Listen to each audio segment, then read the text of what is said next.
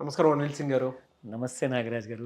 Long drive కార్స్కి సంబంధించి previous video మనం చేసింది హ్యూజ్ రెస్పాన్స్ వచ్చిందండి. అవును. అయితే కొంతమంది ఇప్పటికీ కూడా కార్ ఓనర్స్ ఎవరైతే ఉంటారో ఎలా మేము అందులోకి అటాచ్ చేసుకోవాలి లాంగ్ డ్రైవ్ కార్స్లోకి అని చెప్పేసి అడుగుతూ ఉన్నారు.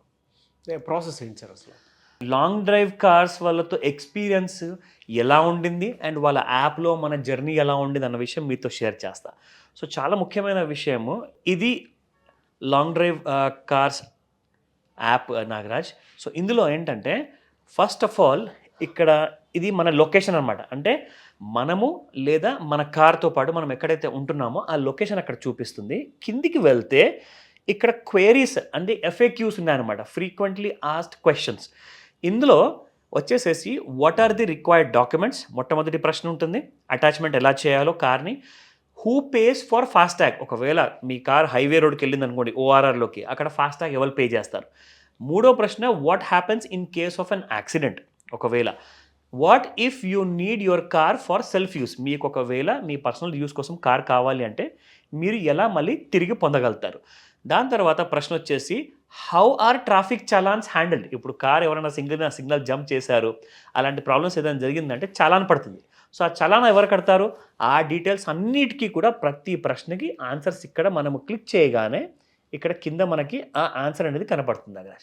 సో ప్రతి ప్రశ్నకి ఆన్సర్ అక్కడే ఉంది. కంప్లీట్గా long drive cars management full responsibility తీసుకుంటుంది ఈ విషయంలో. అది నేను చెప్పదలుచుకున్నాను మొట్టమొదటిసారి. నా ఇక్కడ మనం చూసుకుంటే tap here how to earn money, అంటే మన కార్ని ఎలా అటాచ్ చేయాలి లాంగ్ డ్రైవ్ కార్స్లో మీరు ఇందాక అడిగిన ప్రశ్నకి.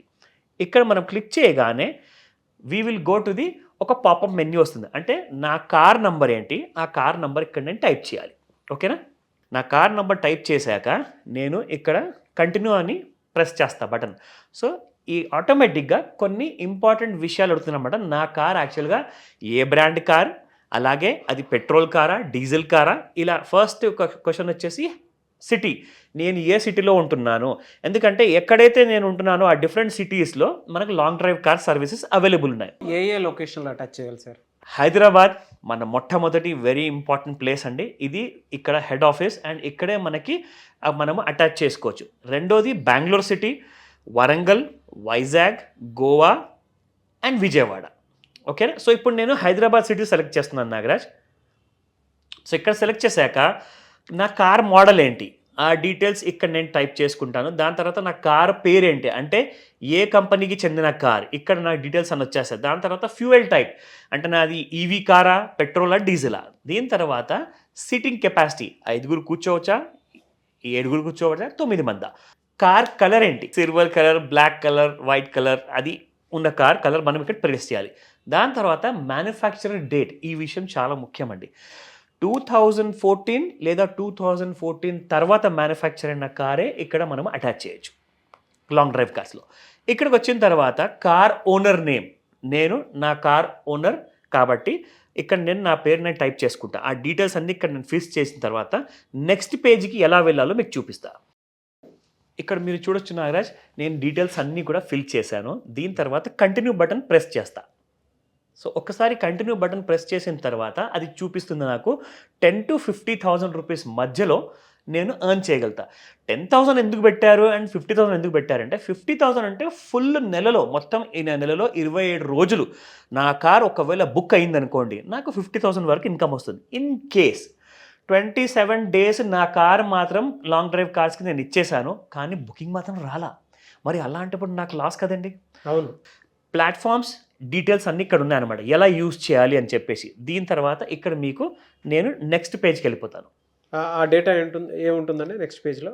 ఎగ్జాక్ట్లీ, ఇది చాలా ఇంపార్టెంట్ పేజ్ అండి. ఇక్కడ మనకి మన కార్ ఫోటోగ్రాఫ్స్ అడుగుతుందన్నమాట. ఒక ఫ్రంట్ అనేది తీసుకుంటాను, ఇది కార్ బ్యాక్ ఫోటో అప్లోడ్ చేసేసాను యాప్లో. సో ఇప్పుడు మూడో ఫోటో, సో ఇలా ఇది కార్ బ్యాక్ డిక్కీ సార్. నేను ఒకవేళ ట్రై చేశాను అనుకోండి కంటిన్యూ అంటే, please upload car reading view image. ఇప్పుడు continue sir, images uploaded successfully.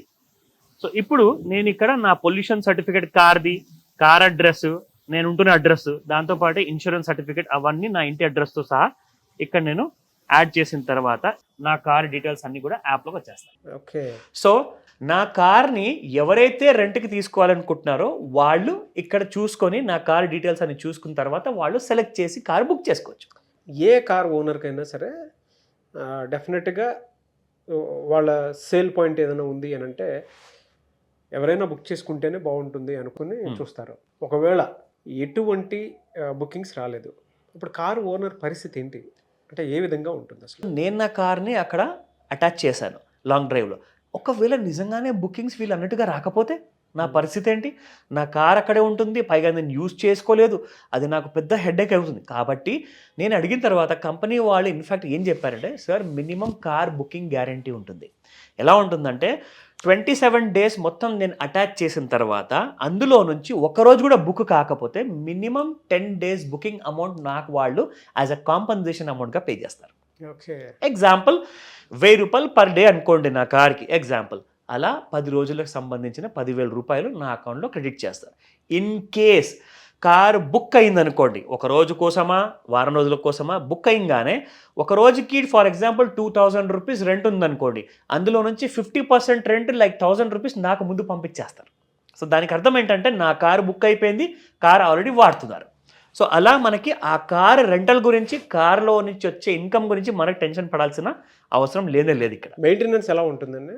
Maintenance అంటారా, నిజంగా నేను చెప్తున్నాను, రెగ్యులర్గా మనము కారు వాడాం కాబట్టి మనకు ఒక ఐడియా ఉంటుందండి. ఎలాగో జనరల్ సర్వీస్ మనము ఒకసారి first 3 and 4 services free services అయిపోయిన తర్వాత ప్రతి సంవత్సరానికి ఒకసారి అయితే ఖచ్చితంగా చేయించాలి. అలాంటి జనరల్ సర్వీసే మీకు లాంగ్ డ్రైవ్ కార్స్లో కూడా ఖచ్చితంగా చేస్తారు. ఎలా సార్, ఎలా అప్రోచ్ అవ్వాలి ఓవరాల్గా?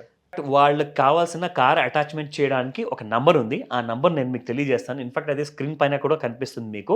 ఆ స్క్రీన్ పైన కనిపిస్తున్న నెంబర్ మీరు కాల్ చేస్తే మీకు లాంగ్ డ్రైవ్ కార్స్ వాళ్ళ సపోర్టింగ్ టీం ఏదైతే ఉందో వాళ్ళు పూర్తిగా మీకు కావాల్సిన సహాయాన్ని మీకు అందజేస్తారు.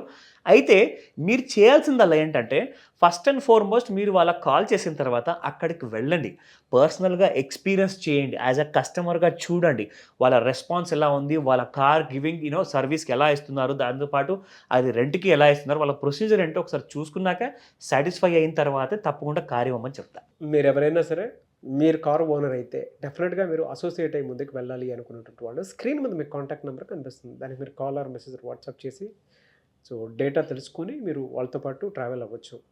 ఎనీవేస్ థ్యాంక్ యూ అన్న, thank you so much Anil Singh గారు. వెల్కమ్ నాగరాజ్. సుమన్ టీవీలో మీ పర్సనల్ అండ్ బిజినెస్ ప్రమోషన్స్ కోసం కింది నెంబర్కి కాంటాక్ట్ చేయండి.